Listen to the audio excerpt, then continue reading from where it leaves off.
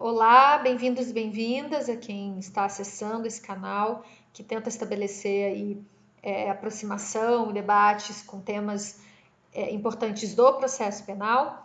E hoje eu resolvi fazer uma pequena gravação falando um pouco sobre talvez o meu vínculo mais evidente com aquilo que atravessa as minhas críticas ao processo penal, que é a questão do autoritarismo.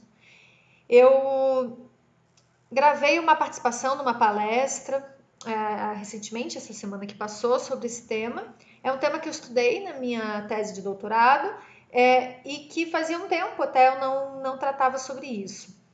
Então eu resolvi, muito também por inspiração dessa palestra que eu participei essa semana, resolvi gravar um vídeo para fazer uma aproximação desse tema, né, com vocês que me assistem aqui, especialmente também porque sei que sou bastante procurada para falar sobre isso. Então, acho que falar alguns minutos, nesses poucos minutos aqui, normalmente eu me proponho fazer as gravações aqui nesse canal, talvez seja uma má escolha, porque é um tema complexo, mas acho que de alguma forma é melhor do que não compreender a importância de se falar sobre autoritarismo e processo penal e as interseções, né, entre autoritarismo e processo penal. Então, assim, de uma forma bem incipiente eu vou colocar aqui, especialmente porque na minha pesquisa eu trabalho especificamente com a questão do processo penal econômico, com crimes de corrupção, lavagem de dinheiro e organizações criminosas, e aqui eu vou tratar então dessas interseções entre autoritarismo e processo penal de uma forma muito incipiente, tá? Para começar, acho que existe quase um pouco de gíria nisso. Não só no termo autoritarismo, mas também na utilização, na escolha do termo fascismo também, né? Existe quase uma coisa, um pouco de gíria nisso. Muitas aspas aqui, né, gente? Então, se há quase um pouco de gíria nisso, que gíria seria essa?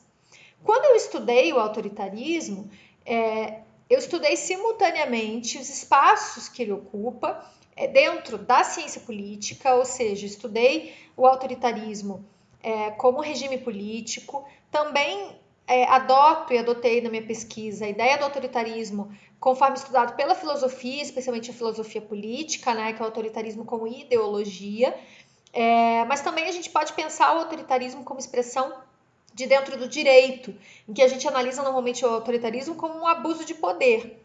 E por fim, eu também entrelaço os meus estudos sobre autoritarismo com as reflexões da psicologia social, que concebe o autoritarismo a partir de uma ideia de mentalidade ou de um perfil autoritário. Então, eu traço as interseções entre autoritarismo e processo penal a partir de toda essa lógica do autoritarismo como regime político, como ideologia, como mentalidade, como abuso de poder. Então eu não escolho exatamente uma nuance específica, acho que dá para a gente trabalhar com essa questão do autoritarismo a partir de todos esses vieses. Se a gente for analisar especificamente porque importa no processo penal, que é a codificação que deu origem à nossa legislação atual processual penal, que é de 1941 e ainda está em vigor, apesar de pequenas reformas, né? As duas grandes reformas, as duas últimas reformas, 2008, 2011 e agora mais recente com a lei anticrime.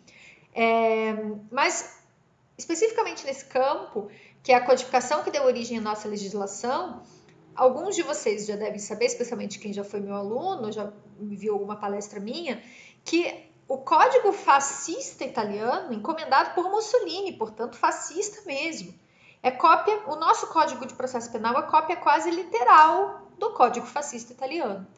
E o fascismo, ele de fato foi um movimento político conservador, de uma forma muito especial, é claro, né, ocorrida na Europa, localizada em uma determinada época da história europeia, no período que vai ali do final da Belle Époque, 1910 até 1950, e com uma permanência um pouco maior na Península Ibérica também. Mas a questão é que esse movimento, o fascismo, europeu, ele desapareceu politicamente.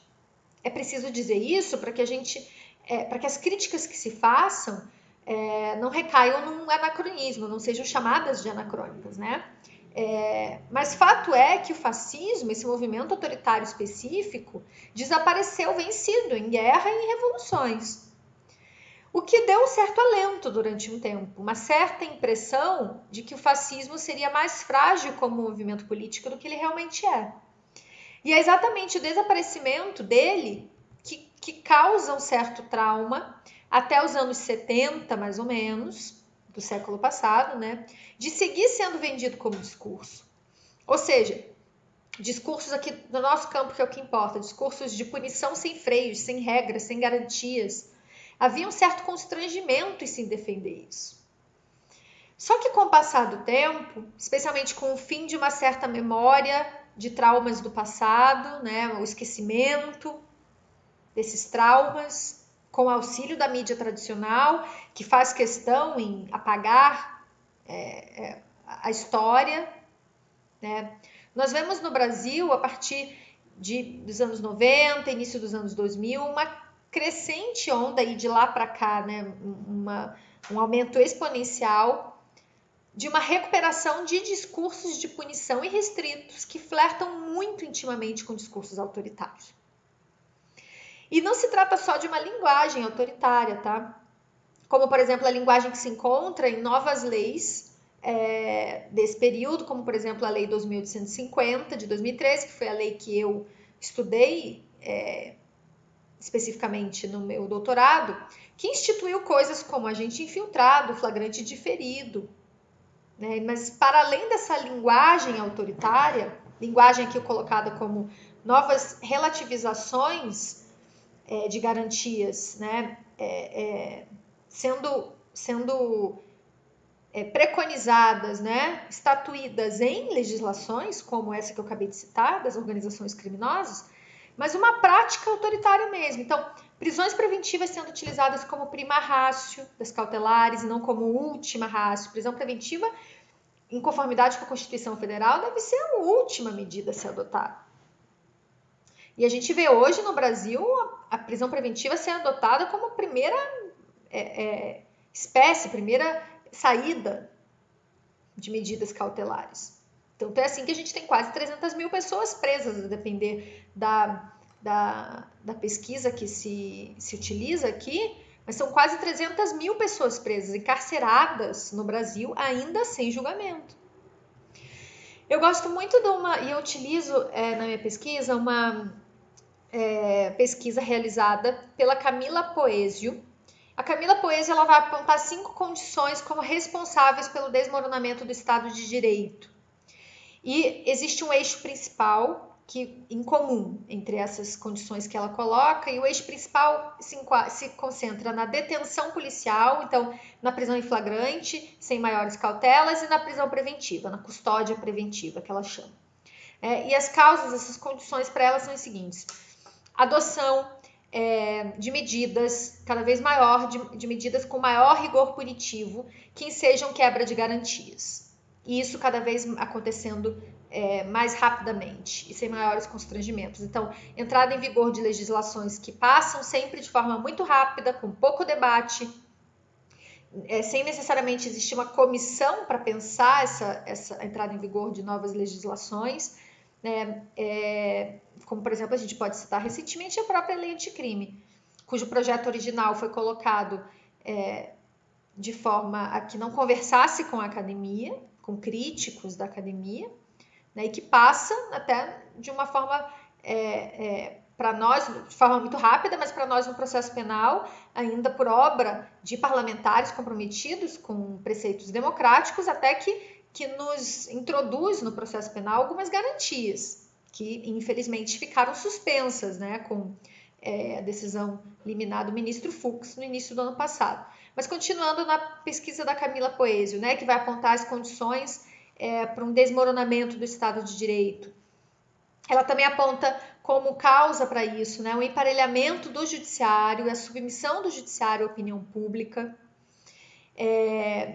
Como, por exemplo, a gente pode citar que há 5 anos, né, foi apontada pela defesa do ex-presidente Lula, por exemplo, como também por boa parte dos processualistas penais brasileiros, a incompetência territorial do juízo da 13ª Vara Federal Criminal, mas como a opinião pública da época não aceitava qualquer crítica que se fizesse à Operação Lava Jato, que prometia varrer a corrupção do país, né, aquela ilegalidade não deveria ser reconhecida, como não o foi, causando, enfim, todas essas questões que ocorreram e nos atravessaram aí essa semana no Brasil. Então, vejam, são posturas definidas como autoritárias. Nós, no processo penal, costumamos chamar, até mais do que meramente autoritárias, como inquisitórias, né, fazendo remissão ao sistema inquisitório, em que se tem uma atuação do juiz, um ativismo judicial de forma a impactar na sua imparcialidade, né, e observar a mentalidade inquisitória dos agentes do sistema de justiça e, acima de tudo, do juiz, do julgador, é muito importante.